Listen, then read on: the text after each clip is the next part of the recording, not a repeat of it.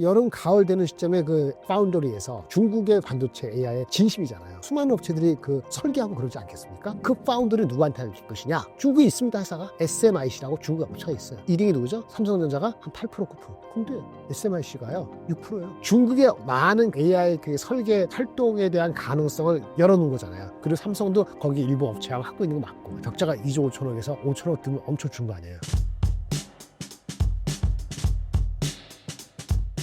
최근 삼성전자의 상황에 대해 어떻게 보고 계시나요? 삼성전자는요, 뭐를 너무나 많이 얘기했으니까 지금 시점에서 말씀드릴게요. 3월 하반기, 뭐 그때 언제 될까? 3월 20일 정도는 얘기합시다. 그 전에 다시 한번 출연하기 쉽지 않을 것 같으니까 3월 20일에서 4월 첫째 주 사이, 이때를 어떻게 이겨내는가가 중요할 것 같습니다. 뭐냐면은 삼성전자가 연초 지나서 1월 중순 이후 조금 올라갔죠. 조금 올라갔던 거 다시 내려왔습니다만, 올라갔던 건 뭐죠? HBM 말고 AI 말고 레거시 제품, 휴대폰, 스마트폰의 그 중국 수요가 조금 개선할 수 있어. 가격이 이런 거 기대감 때문에 올라간 측면이 있거든요. 근데 리얼리티, 현실은요, 1분기 실적이 생각보다 많이 안 좋다는 컨센서스가 최근에 또 올라온 건 사실입니다. 1분기 실적이 삼성전자, 하이닉스타는 삼성전자가 지난 분기에 6조 5천억이었는데 이번 분기에 대한 예상이 컨센서스가 뭐 한 5조 5천억에서 이렇게 뭐 4조까지는 있어요. 3조 대 보는 사람도 있는데 가장 최근에 나온 것도 4조 초반밖에 안 나온다는 얘기가 있어요. 많이 주는 거죠? 6조 5천억이 4조면 얼마야? 30% 이상은 주는 거잖아요. 근데 또 이게 차별화됩니다. 하이닉스는 한 그래도 6조 대 이상 나오거든요. 삼성전자의 실적이 만약에 4조 나온다 가정합시다. 그럼 상당히 작은 거잖아요. 낮은 그 실적에 대해서도 사람들이 흡수를 해야 되잖아요. 애널리스트 얘기하고 실제 발표는 4월 초에 잠정시에 발표할 겁니다. 낮은 실적, 이거를 제가 얘기했을 때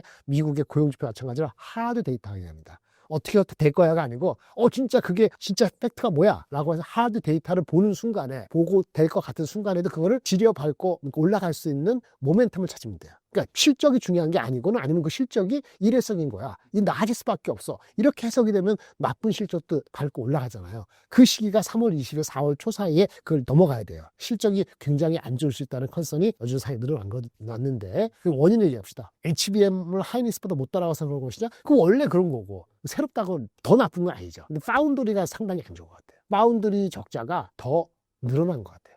자, 지난 4, 4분기도 2조 넘게 적자 났다는데 1분기도 그 못지않게 2조 몇천억대 적자가 나는 거 아니냐라는 의견들이 많은 혈증력이 있어요.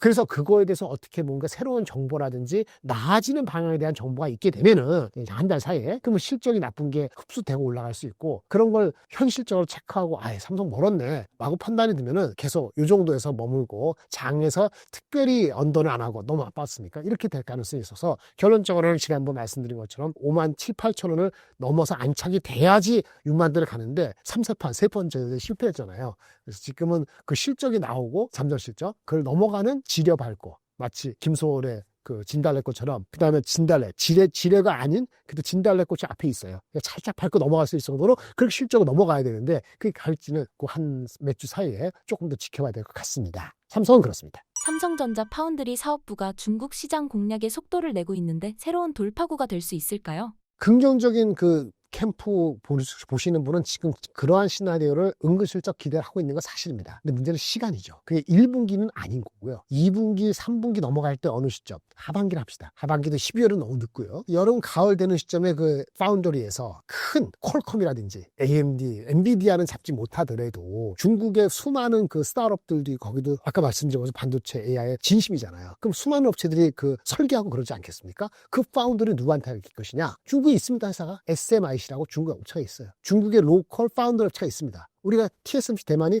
68% 갖고 있는데 2등이 누구죠? 삼성전자가 한 8%, 9%. 근데 SMIC가요 6%예요.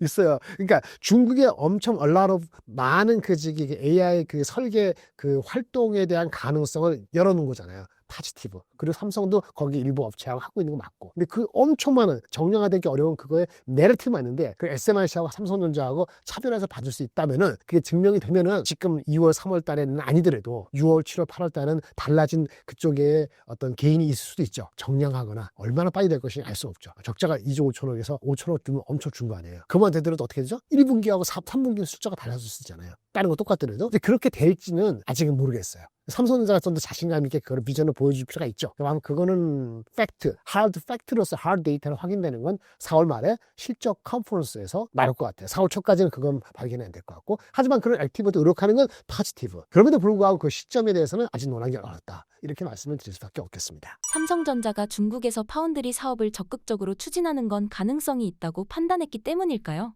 파운드는 별개입니다. 지금 삼성전자가 하이닉스가 HBM을 하고 있는데 중국도 팔고 있죠. 그 아까 로우엔드 급으로 HBM 메모리 이거는 지금 규제가 안 되고 있거나 그런데 그게 더 강화돼서 그 로우엔드까지 경계를 제어를 하면은 우리도 영향이 있죠. 마치 엔비디아도 한 10몇 프로가 중국 쪽에 있는데 그게 이슈가 되는데 지금 말씀드린 건 그거라기보다는 중국의 로컬 업체들, 중국의 수많은 반도체 설계하는 회사 있죠. 딥시크 말고도 그런 업체들이 그 설계해서 생산할 때 그 비메모리 칩은 누가 생산해 주느냐? 파운드리가 해야 되는데 TSMC는 안 되고 거기까지 그 어드밴스 칩이 아니고 그러면 만약에 그거를 지금까지 하는 건 중국의 업체들이 있다 이거죠. 화웨이도 반도체 설계하잖아요. 그 반도체 휴대폰에들 머리 설계하면 생산은 어디서 해요? SMIC거든요. 로컬 업체.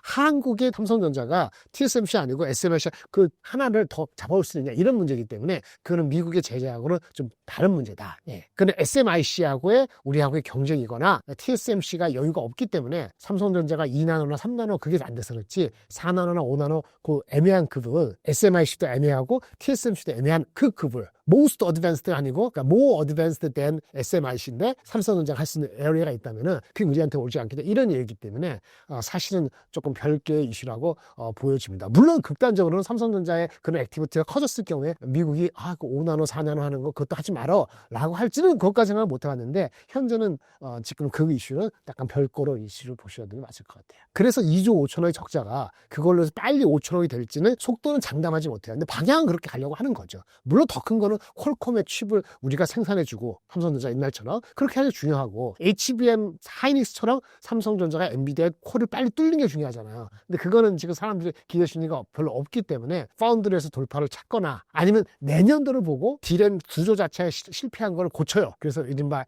11나노 영어로 C, 1C 미세 공정 제품을 삼성전자가 설계를 한다 그랬거든요. 목표가 6월 달이에요.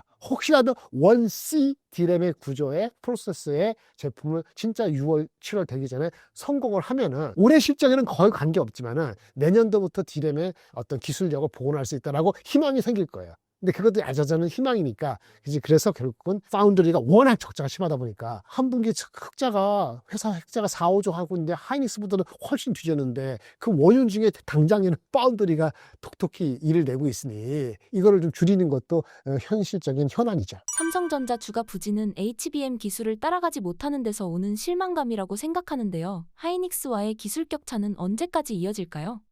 그거 안 되면요 8만 원은 꿈 깨십시오. 그러니까 파운드리만 가지고 8만 원 갈 수 있다. 아까 좋게 얘기해도 그건 아닙니다. 아까 말씀드린 것처럼 1C 나노 공정에서 성공해야 돼요. 하이닉스가 1C 나노 그러니까 미세 공정이 X, Y, G, A, B, C 이렇게 내려갈수록 미세가 반도체 설계할 때 폭이 좁혀지는 거고 거기에 트랜지스터가 많이 들어가는 거잖아요. 중국의 CXMT가 X, Y에서 G로 가고 있어요. 한국은 A, B가 우리가 앞서 있긴 하죠. 3년 정도. 근데 가장 앞서는 하이닉스가 1C를 지금 양산하고 있어요. 삼성전자가 뭐라 했죠? 1C가 아직 개발 중이라 했잖아요. 삼성이 만약 6월달 개발 성공하면은 한 6개월 뒤에 양산하는 거니까 연말에 양산하면은 하이닉스보다 한 10개월 뒤져서 시작하는 거예요. 이미 아무리 빨라도 10개월 잘못하면 1년 뒤진 상태입니다. 그러니까 원시 나노에서 뭔가 돌파구를 성공을 개발만 하면은 내년부터 다시 한번 붙어볼까라는 생각을 갖게 된다. 그 정도의 격차가 HBM의 원격인 D램의 미세 공정에서의 격차다. 그리고 그게 변화가 되려면 6월달에 변화가 돼야 된다. 그거 아니면은 올라가는 거. 중국에서 휴대폰이 재고 조정이 돼서 삼성전자가 등치가 크니까 HBM 아닌 옛날 제품, 레거시 제품 가지고 이익이 4조 5천원에서 6조 가요. 이것만 가지고 주가가 8만 원 가지는 않습니다. 이 근본적인 게 해결되려면 돼야 되는 거. 그게 언제 되는 거는 6월달에 한번 지켜봐야 되는 거고 아니면 다시 한번 그거는 한계가 있다라고 느낄 수밖에 없을 것 같습니다. 그렇다면 6월 개발 가능성에 대해서 전문가들은 어떻게 보고 계시나요? 갖고 계신 분들은 그때까지 기다려보자는 얘기고 안 갖고 계신 거나 별로 안 좋게 보시는 분들은 될까? 이렇게 보시는 분이 조금 더 많은 것 같고 근데 파운드리는 좀 다르게 보고 있고 그리고 뭐 이렇게 보시는 분이 있습니다. 하이닉스가 HBM을 잘하고 있는데 이런 생각이 있어요. HBM 잘하는데 엔비디아형으로 나가는 HBM 말고 그러니까 우리가 AI 핵심은 GPU죠. GPU 말고 GPU는 범용적인 거고 커스텀들 애플이나 아마존 뭐 마이크로소프트 뭐 수많은 업체들이 자기네 칩을 만들고 싶어 하는데 그거에 맞는 그 GPU하고 좀 여기서 성능을 이렇게 포커스 잡아놓은 거 그 가격도 싸고 기능을 좀 이렇게 압축시킨 거 그런 걸 커스텀 에이직이라 하거든요. 이 커스텀 에이직은 애플리케이션 스페시픽 IC 걔네 거기에 맞게끔 설계해 주는 거 그런 업체들이 브로드컴도 있고 빅테크 쓰는데 거기에 들어가는 그 에이직 칩 GPU 말고 거기에 짝꿍이 되는 HBM이나 이런 쪽은 삼성전자가 하이닉스보다 특별히 부담을 덜 느껴도 되지 않느냐. 왜? 엔비디아 GPU는 삼성전자하고 엔비디아가 워낙 이게 까다롭기도 하고 옛날에 과거 이슈도 있어서 안 되고 있는데 순수하게 어떤 A라는 커스텀, B라는 커스텀에 맞게끔 설계해준 커스텀 에이직은 삼성전자가 하이닉스보다 스타팅 포인트가 뭐 그렇게 문제가 아니지 않느냐 이런 기대가 있어요. 브로드컴으로 갈 때 거기 브로드컴에 들어가는 에이직의 짝꿍이 되는 HBM 이거는 다르지 않느냐 이런 생각을 갖고 계신 분들이 있어요. 근데 그것도 이제 지켜는 봐야 되죠. 근데 그 가능성은 있다는 측면에서는 조금은 낮다고 볼 수도 있죠. 근데 그것도 넘버적으로는 아직 정당화가 아직 되고 있지는 않습니다. 삼성전자 주가가 반등할 가능성이 있다고 보시나요? 그리고 계속 보유해도 괜찮을까요?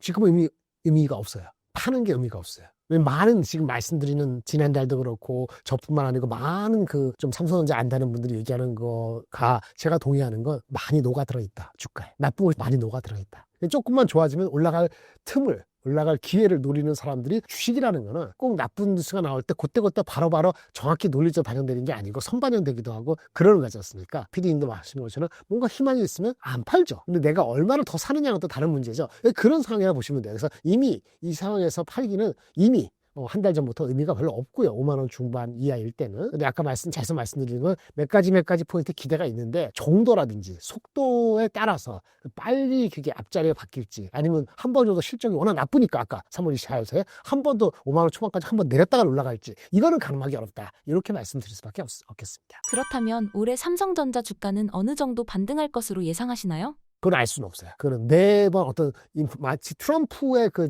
관세처럼 변덕이 있어서 바뀌는 건 아니지만은 그것이 갖고 계신 입장에서는 좋게 생각할 수 있고 안보 분석은 냉철하게 보기 때문에 아까 말씀드린 것처럼 6월 달에 원시 디램에 대한 설계가 확인되기 전까지는 기대가 있지만은 넘버화되지 않고 이런 정도의 움직임. 어떻게 보면 그게 제한적일 수밖에 없죠. 근데 하지만 다른 장이 관세 때문에 흔들리고 할 때 우리 삼성전자가 더 시장을 끌어내리는 그런 나쁜 역할은 분명히 하진 않을 것 같아요. 이렇게만 말씀드릴 수 있습니다.